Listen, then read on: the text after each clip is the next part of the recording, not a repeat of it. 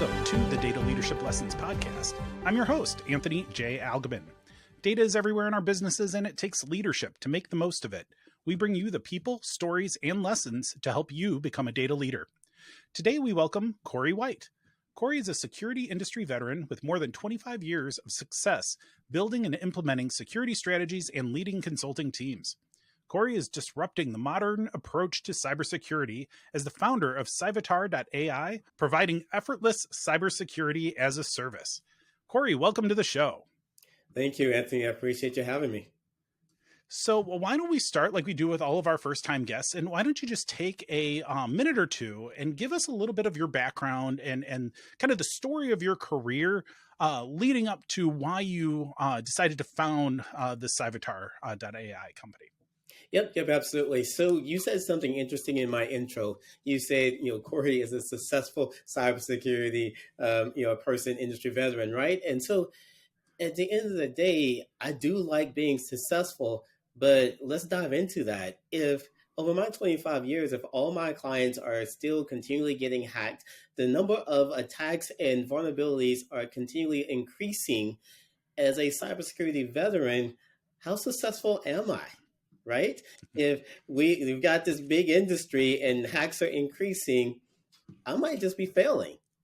And I'll tell you, Anthony, I hate failing. It's not a thing that I enjoy. Most people obviously hate failing, but one of the things that gets to me. So I started this business because the current model for cybersecurity is not designed for the customer to actually prevent cyber attacks. The industry does not want these attacks to stop happening. Do you believe that? You think that's the case? I mean, I would assume the industry wants the attacks to stop happening, but now I don't know if I am assuming correctly or not. Yeah. Well, if they're increasing, it's $1 billion industry. I kind of equate it to the drug companies, right? They don't want you to be healthy because if you're healthy, they don't sell any drugs. If you stop the cyber attacks, we don't get to make money off of cybersecurity and incident response. So let me dive into my background. I'll explain why this is so important to me to actually try to solve this and literally stop failing, right? Because I don't want my career to be marked by, hey, Corey was a cybersecurity veteran, but everybody kept getting hacked, and so he failed. I don't want that to be what I'm known for. I do like being successful and winning. So my background, 25 years, right? Started in the mid-90s.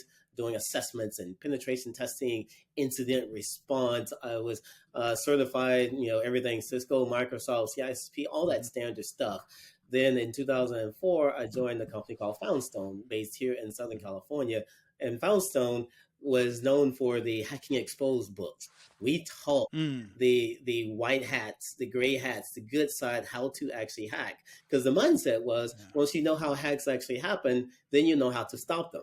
Right. And I agree with that. It makes sense. You have to know what the hackers are actually doing so that you can stop those attacks. So we educated the world on how to hack and how to do penetration testing and security assessments.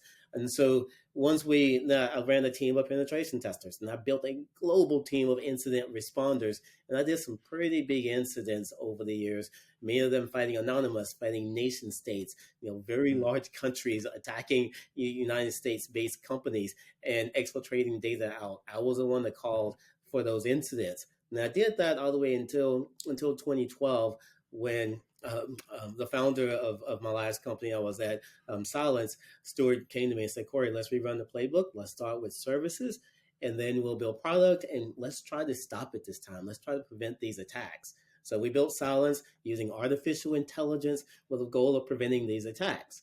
So we did that, but here's the thing. The whole industry had this concept, Anthony, of EDR.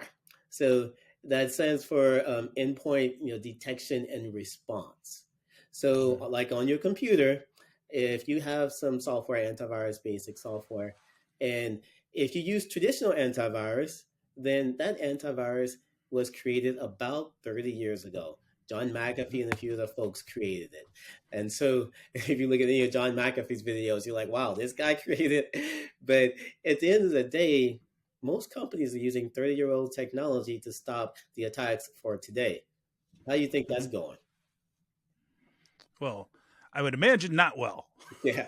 Yeah, but see, that's the mindset, right? If you have something that was created 30 years ago that can be easily circumvented, then you're not going to stop these attacks. And so when we talk about EDR, just circling back to that, so detection and response, when if you're trying to prevent these cyber attacks, but you actually choose a detection and response solution, are you preventing it? I no, I guess, right? Yeah. I'll do another analogy. As you think about your house, right? If if you have your front door unlocked or even wide open, and then somebody walks in, maliciously Mhm. walks in, that is a detection. You'll get an alert on your one of your apps. Hey, somebody just walked into your front house. That's detection, and the response is up to you to respond and get that malicious bad person out of your house. Yeah, yeah. That's what EDR. Exactly. And so if you Google around, you look at the cybersecurity industry, you have EDR, you have MDR, managed detection and response. So there are companies that's going to manage the detection and Mm. response. Then you also have XDR, and that's extended detection and response. So imagine they're detecting everything in your house, doors, windows, everything. None of those things are actually preventing the attack. Right. So, I mean, I let me ask, because I have to believe with all of these, antivirus softwares and other things that have been around forever, are you saying that they don't actually prevent anything? They're just detecting it and letting you know when there's problems, or they're not actually providing a layer of protection?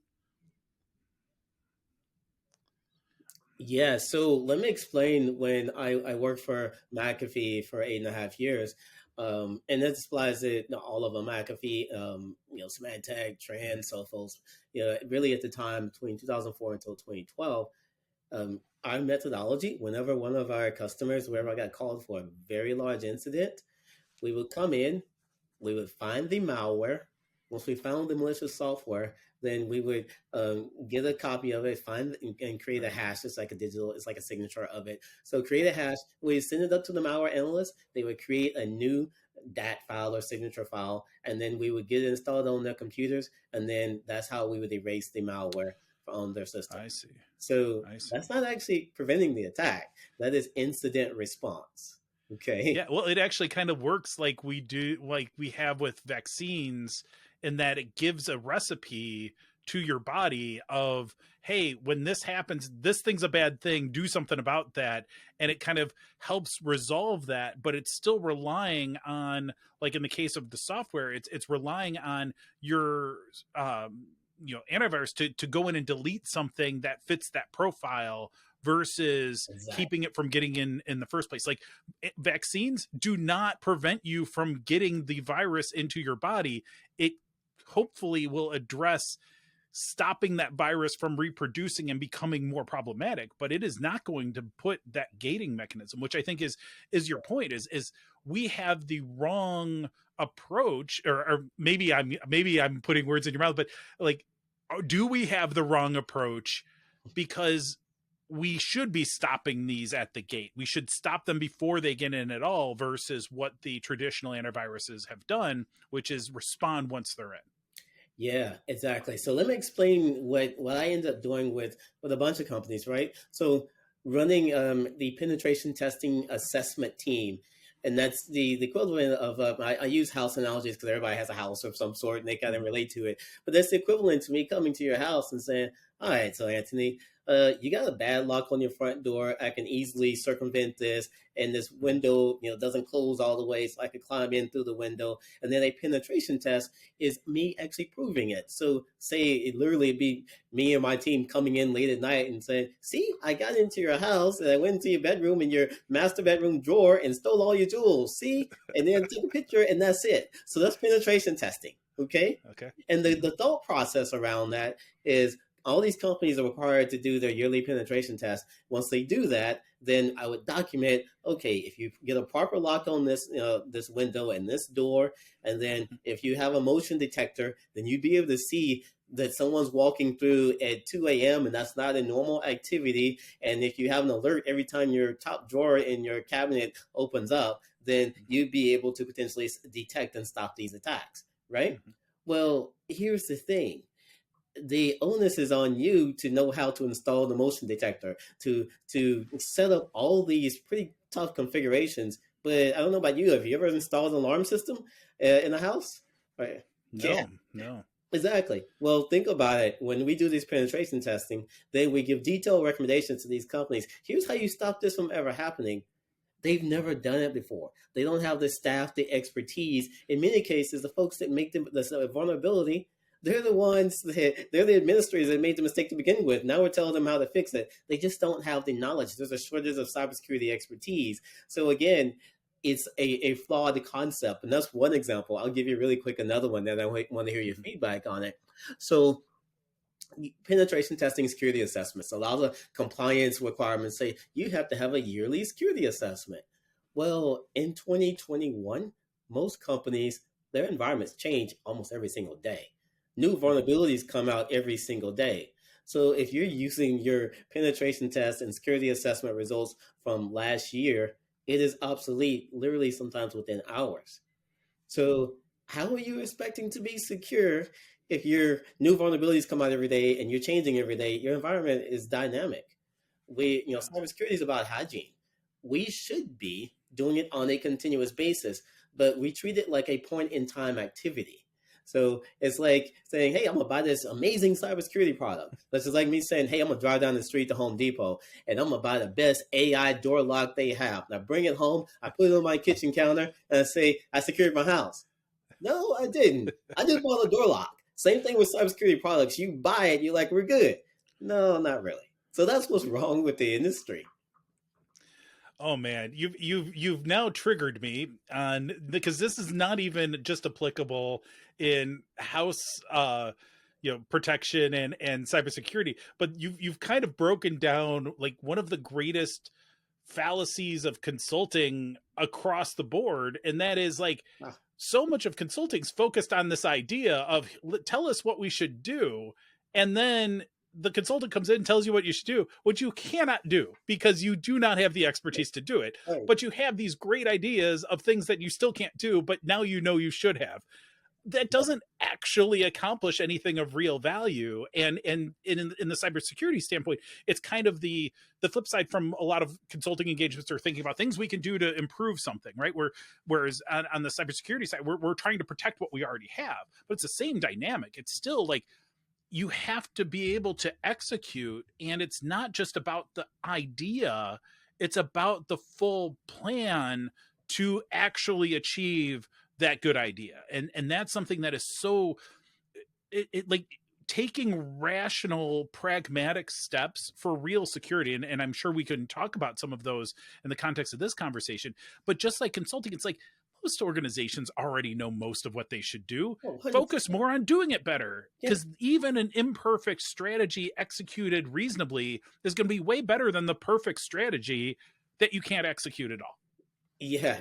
So check it out. Now you get my apology to the world right here live. So I'm apologizing for 23 years of cybersecurity, being a security consulting, running consulting organizations. Is absolutely, Anthony, a flawed business model for everything that you just said. And I jokingly say I'm a recovering services guy. I've gone through the 12-step program and I'm recovered, right? So Yeah. what really we should be doing is what I've created now. I've created a subscription based model to where you subscribe to the cybersecurity solutions that you need. Because here's the thing, cybersecurity is like hygiene. And I'm going to give you another grotesque example, but it drives it home. So here's the deal. If I were to say, hey, Anthony, I'm glad we're not live and face to face because you really run from me. Say, hey, I brush my teeth once a year. I did my yearly teeth brushing. And that's consulting. You come in, you do a yearly assessment or gap analysis, and say, "Here you go," and that's it. That's never gonna get you secure. It's never gonna have your teeth, fresh and clean, right? So you actually have to put. Although it would be an appealing strategy for a couple of my children. They would be all about signing up for the once a year tooth hygiene program, even though it was not actually something that they should do. So, but Yeah. your example is well taken. Man, you're right, because like a one-time test is not the kind of preventative care that you Yeah. really need. Yeah. Because I mean, you take. I was actually on the phone with one of our prospective customers. Now they are a customer, and we were walking through this, and he said something. He said, "I'm monitoring my logs, and I've heard the stat before." He said, "We are actually under attack every 3 seconds from the internet. So if you're sitting on the internet now, there's someone running some scan to see what you're vulnerable to." So again, back to hygiene, Anthony, if you're not continually patching for new vulnerabilities, you got all these software and applications you run on your computer. If those aren't patched, believe me, there are tools like Metasploit and a bunch of automated tools. We can scan you, figure out what vulnerabilities you have, press a button against your particular IP address, and then I have a command prompt on your computer. Okay, it is just that easy. So the hygiene of continuous improvement is how cybersecurity should be done, but we're not doing it. So I had to use, I don't know if you've ever heard of first principle thinking. So if the goal of a company to actually be secure, if that is your end goal, and you go and buy a cybersecurity product, you still have the people and process. Because people, process, technology. You bought the technology, but you don't have the people in process. You're not going to be secure. Or if I go and get the service, okay, well then I had the people side, we did the assessment, but I need the process and technology on a continuous basis.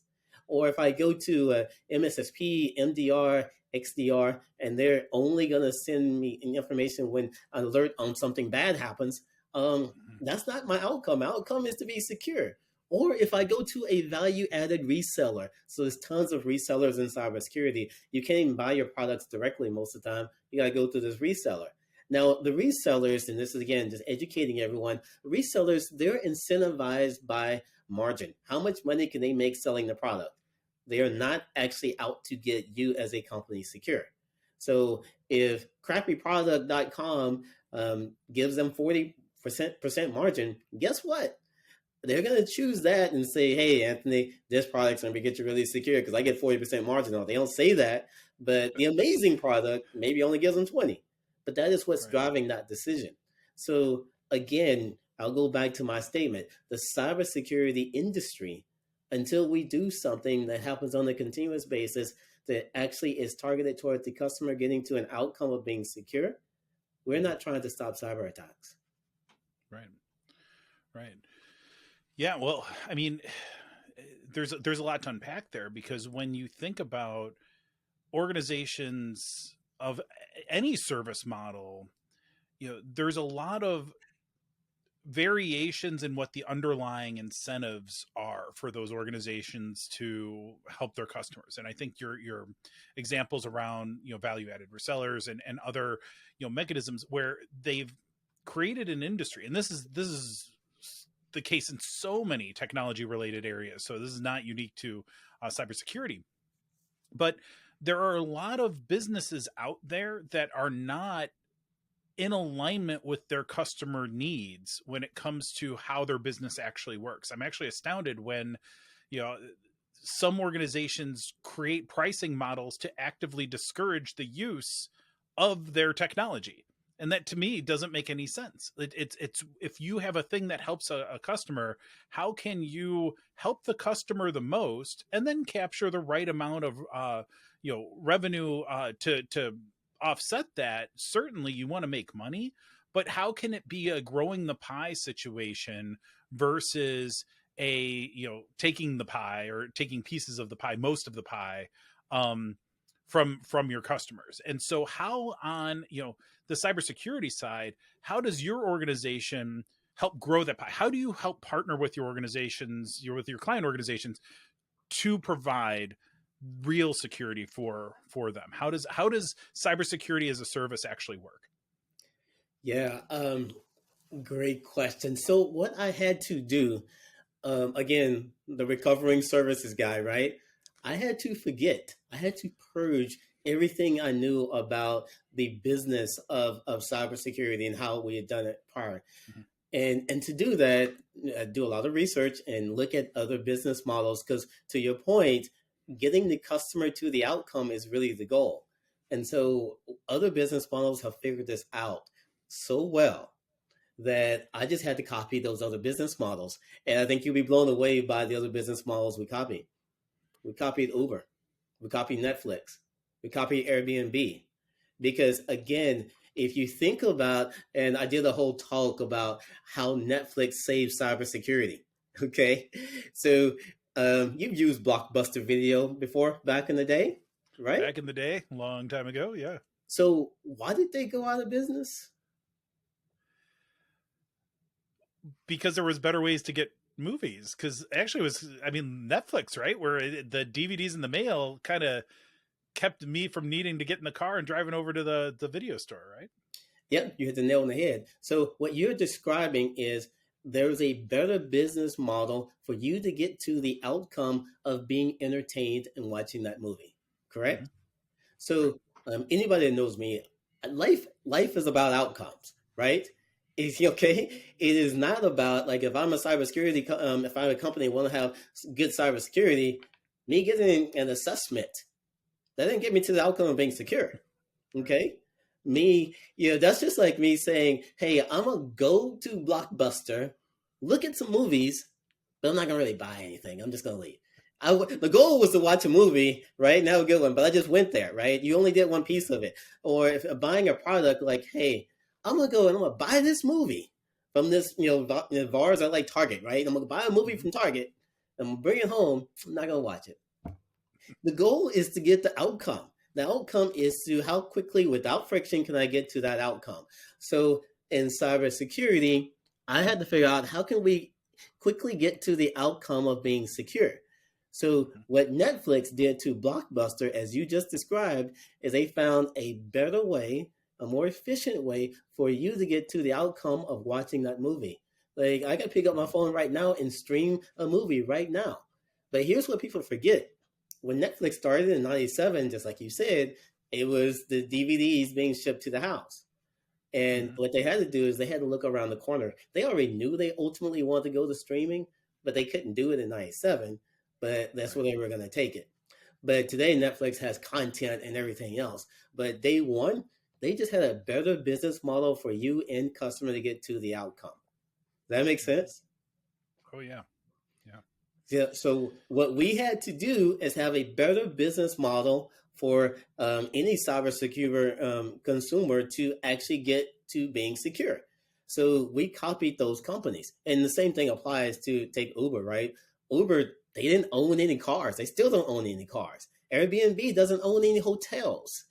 And so Netflix didn't own any content day one.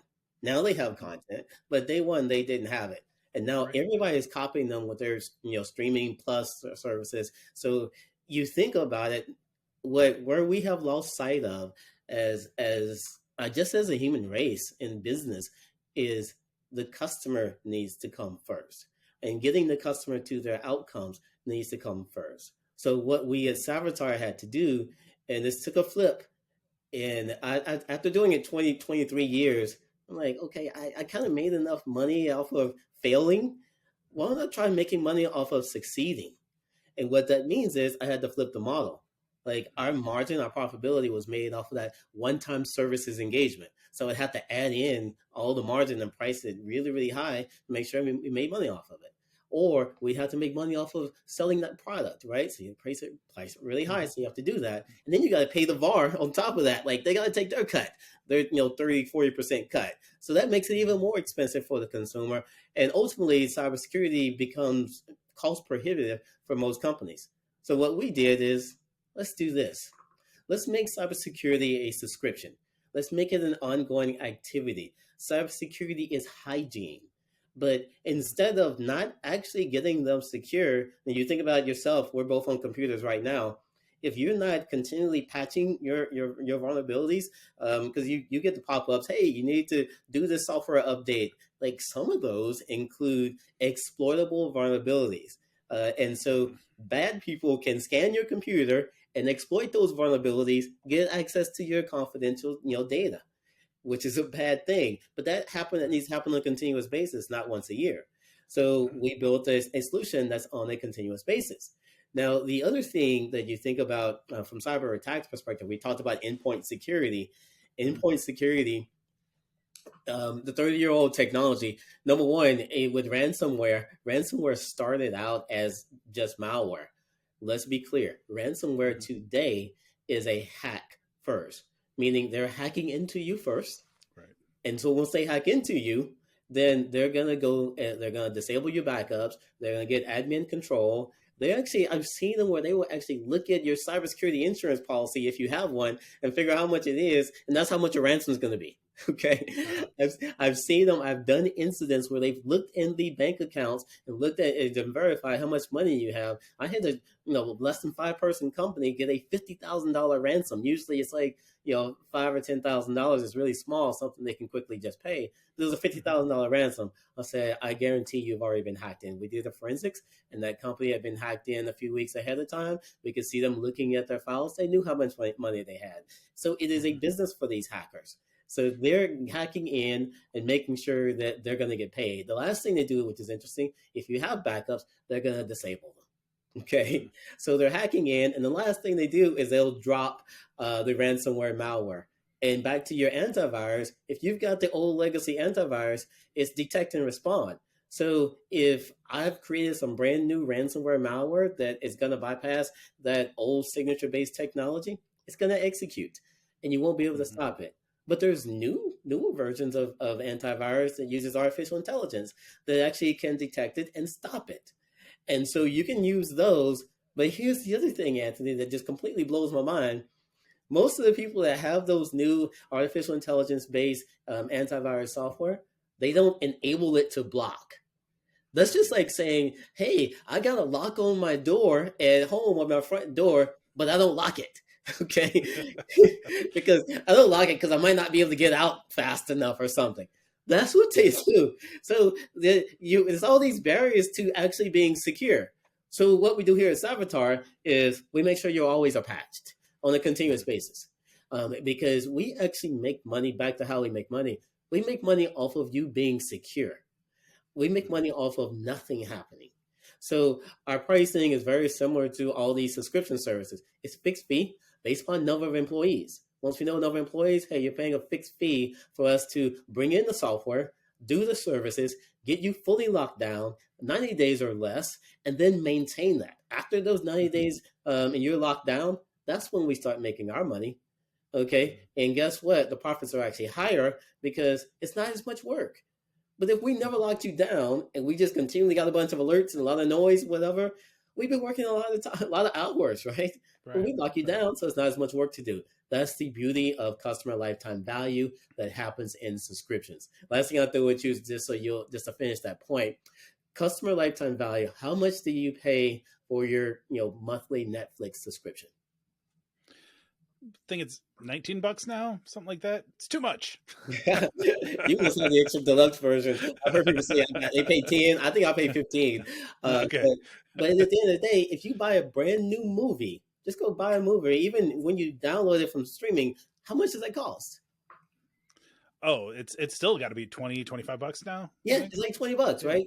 And so you think about the business model, like how does Netflix make money? They got all this content, all these movies, but if you buy one movie, it costs more than 1 month of what you'll be paying. So how does that work?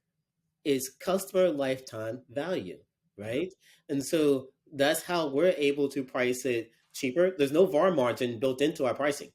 So it's cheaper, it's more affordable. So we have customers that are small businesses all the way to global enterprises that are our customers. Because again, we make money off of a subscription business model. Same thing with Spotify, music, and all that, right? Again, you go and buy a new album or cassette, or like I'm dating myself, like they don't call them albums anymore, but whatever. So it's more expensive than what you pay a month to get access to everything.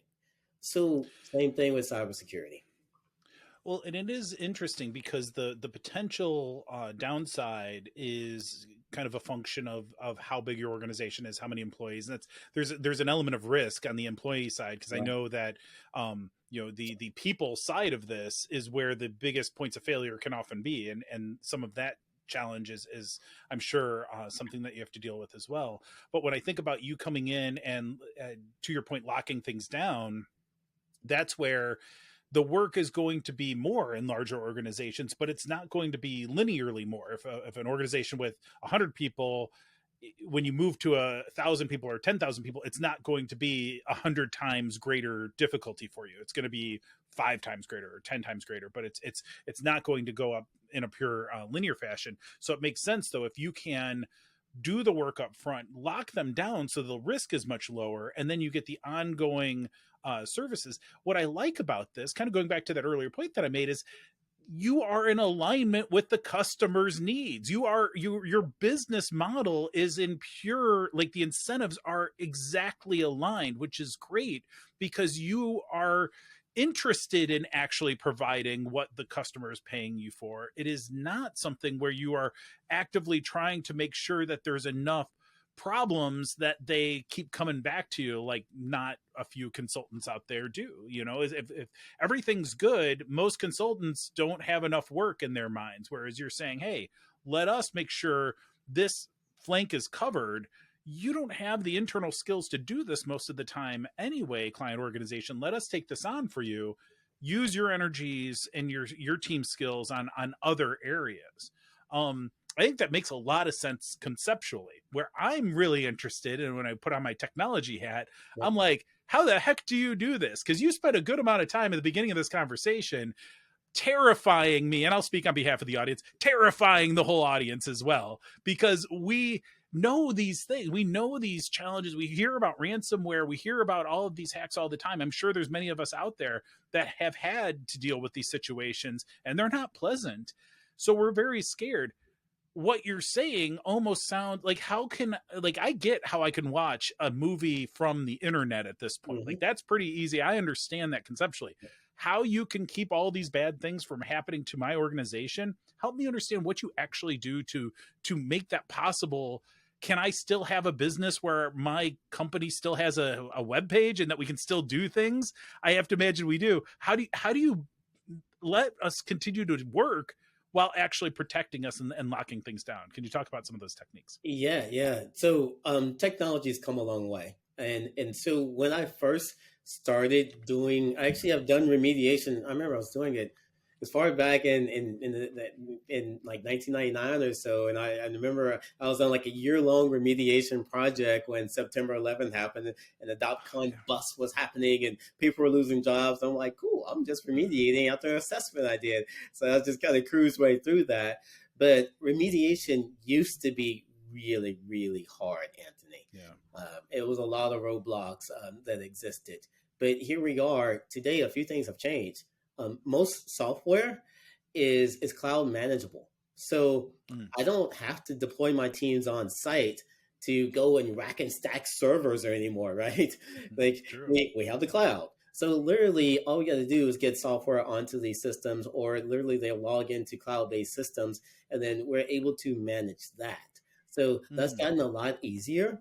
The other thing is APIs, application programming interfaces. Basically, what that allows with a security product, we can pull data from that cybersecurity product via that API and then feed that to our platform. And so all of the data from your IT assets, all the data from your vulnerability scans, all the data from your patching, we can correlate all that into one central platform. So imagine this, Anthony, if there's a brand new vulnerability, say Microsoft vulnerability, that could be exploited on your system right now, and you're like, oh crap, I guess I gotta install the update and get myself patched so I won't be attacked. And that's how us cybersecurity people think. We're all freaking out. Let's get this patch installed, and then everybody else in the business is saying, no, we don't have time for that. So it's this continuous battle.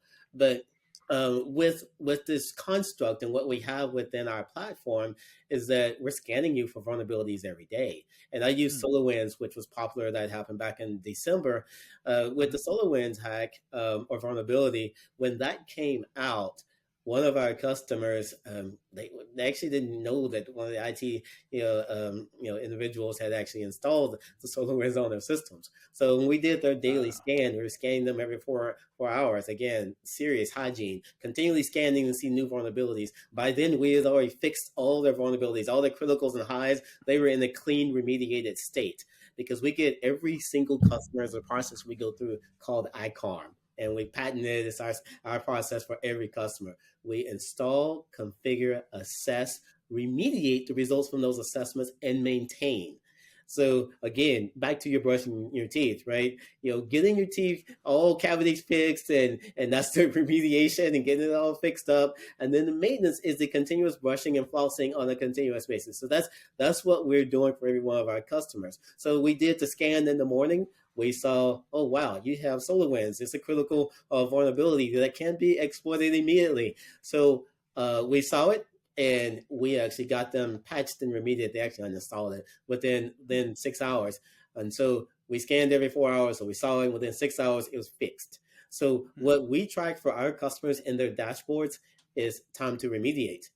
Okay. And that's all that matters. The outcome is getting remediated.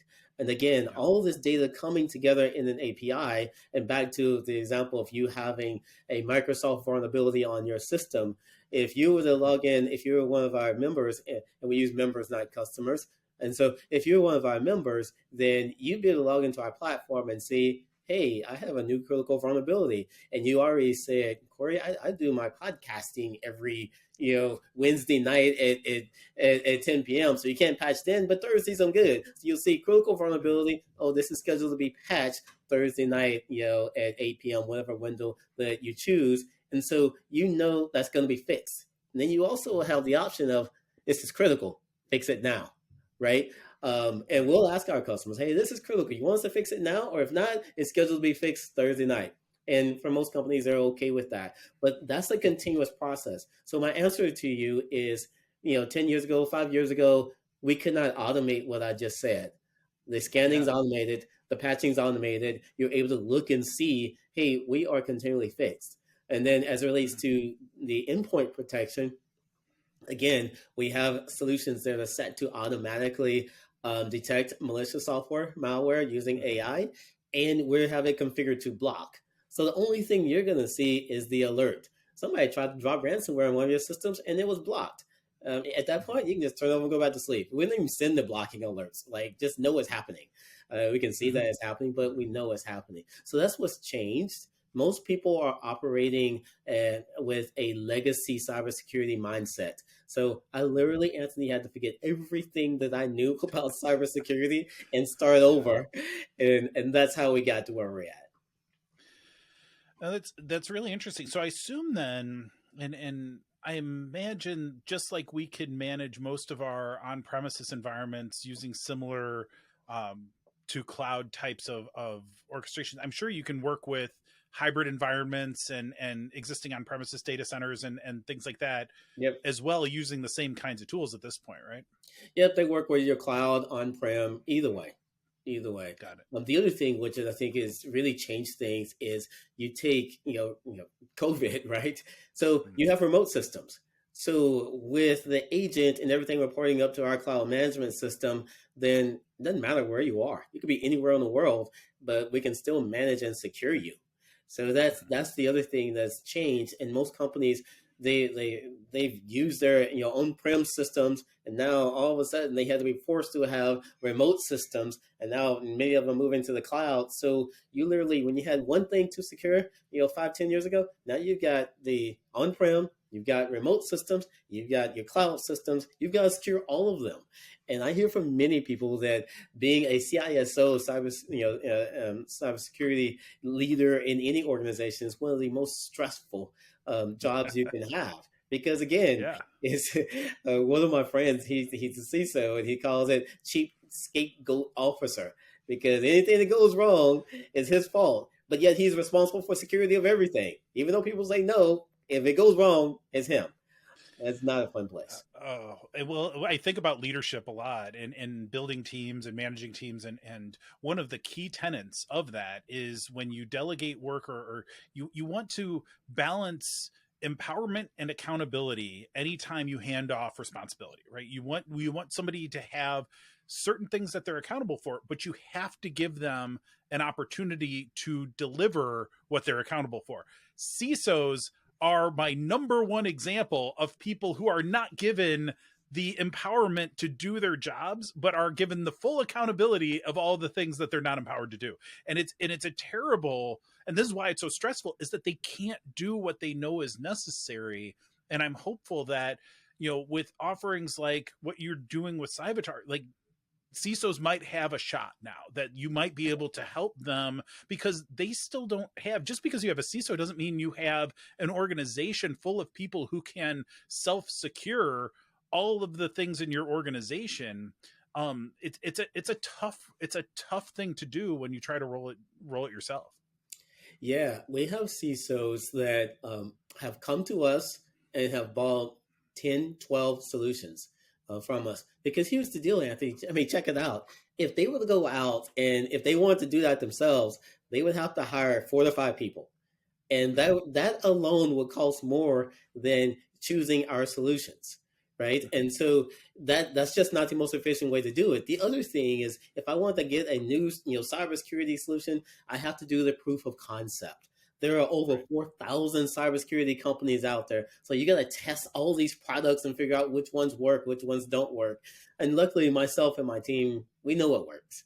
And there's a lot of them that, again, just getting something to send you a log and alert, that does not actually get you the outcome of being secure. But there's so many products out there, they'll just tell you what's wrong. That's just like me, like, hey, I don't have a vaccine that's gonna fix it.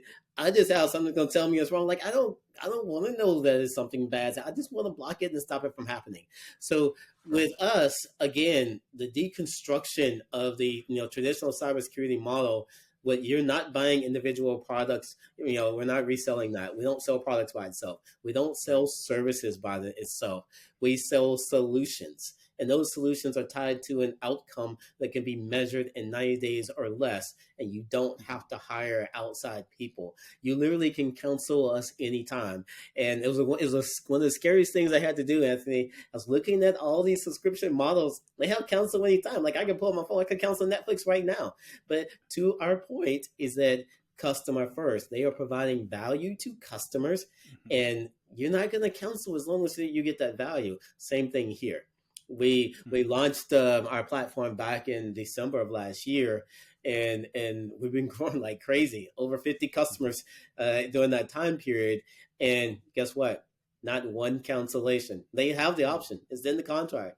They can cancel, but we know there's nowhere out there they can get more value faster than us. Period.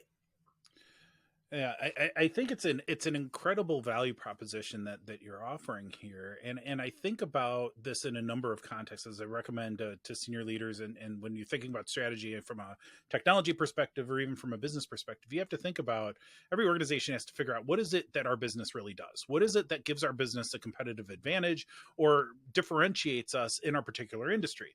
Now, I would imagine most of the folks listening out there, cybersecurity is not a thing that is core to your business, unless you're like, maybe you're the Department of Defense. If you're the Department of Defense, I can understand why you would want to do your own cybersecurity. That makes logical sense to me. But if you are a bank, or you are a consulting firm, or you are a academic institution trying to become also an expert in cybersecurity, is something that's probably not core to your fundamental business model. So it's something there, Cyvatar is an option. I'm sure there's other options out there. This isn't purely just to sell your particular work, but it's something to think about for anybody who's out there thinking about, where do I want to build versus buy? This is a big question across a bunch of different areas in your organization that traditionally organizations tend to try to build too much and do so less effectively, less efficiently than buying from people who really know their stuff. And one question, I'd be remiss if I didn't ask you one more question before we run out of time. And that is, some of the folks that are listening or watching this episode, they're not going to be in a position where they get to make this decision for their organizations. But as individuals, all of whom are using technology in some capacity or another, we're all at risk as individuals as well. Do you have, from your vantage point and your depth in the space, do you have any advice for the individuals out there of things we should be doing that we may not be doing to protect our individual cybersecurity? Are there any good practices that may not be obvious to folks that are watching or listening today? Yeah, there absolutely are. A few things I'm going to touch on just in closing here is the number one thing that we're bringing to the table is we've decided we're going to lead and take care of the customers first. And we call that just simply leading with love, right? Let decisions be decided based upon love. Like literally, our employees come first, then our customers, and we take care of them. I don't want the CISOs that have been my friends for years across 3 companies. And literally, this is a pivotal moment in Cyvatar history. I was talking to a CISO friend of mine. She's a customer now. And she's like, Corey, you could come and do our yearly pen test. And she said, I hadn't fixed the stuff from last year, but you can come do it. And Anthony, I'm like, why would I do that again? Yeah. Like 23 years of assessments and penetration testing, and one of my good trusted friends has not actually fixed it from last year. So I'm gonna come do the same thing. The same thing over and over again. Definition of insanity. I try not to be insane most of the time. So, back to what a regular consumer can do. So it's really simple. Multi-factor authentication. So you log into your bank, please enable multi-factor authentication. Log into your email, multi-factor authentication. Everything that you do, they have it built in. Use multi-factor authentication, because let me just marinate on this. I'm gonna say it and I'm just gonna pause for like 5 seconds. Hackers already have your password. Your password is already hacked. My passwords are already hacked. Imagine this. Imagine doing a very large incident at a company that many of us use, and this has happened to me multiple times. I can't even name one of them. It's happened multiple times, and you see where they've gotten hacked, and they don't always go public, and you see the passwords and usernames, passwords, confidential information has been exfiltrated. And then you're like, damn, okay, they have my password. And so those back in the day when you had like one password, you try to use versions of it and all that stuff. Now I just use a random password. So some websites that I really, really don't care about, and I just make up a really complicated password to log in. When I log in again at whatever time, I just do forgot password if they don't have multi-factor authentication, because again, it's too much for us to remember. And people that try to use passwords over and again and reuse them, those passwords end up being reused and logged in multiple places. And if the hackers have your password, then you're going to get compromised.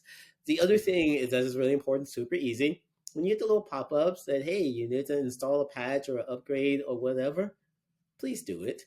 Because in many cases, there's cybersecurity vulnerabilities and fixes that are built into those. And if you don't do it, again, every 3 seconds, somebody scan you on the internet and you become vulnerable. And if you're interesting enough, then they may just pop you, and you won't even know what's happening on the back end. So, I mean, those are just simple things. I mean, there are a few other simple things that I would do, but I mean, those are the primary things you really got to do as a consumer.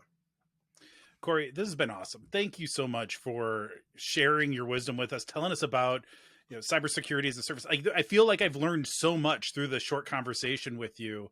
And even though I may not be in a position myself to go buy cybersecurity as a service, knowing that it exists and thinking a little bit different, this is what data leadership lessons are all about. So Corey, thank you for spending this time and sharing this with us today. Thank you for having me. It's been an honor. Thank you. Great. And then thank you all for joining us today. You'll find more information and links in the show notes. Dive deeper with my book at dataleadershipbook.com and use promo code ALGMANDL at the Dataversity Online Training Center for 20% off your first purchase. Please remember to follow Data Leadership Lessons on YouTube or wherever you get your podcasts. And if you enjoy the show, please rate and review and help others find us. Stay safe during these unusual times and go make an impact.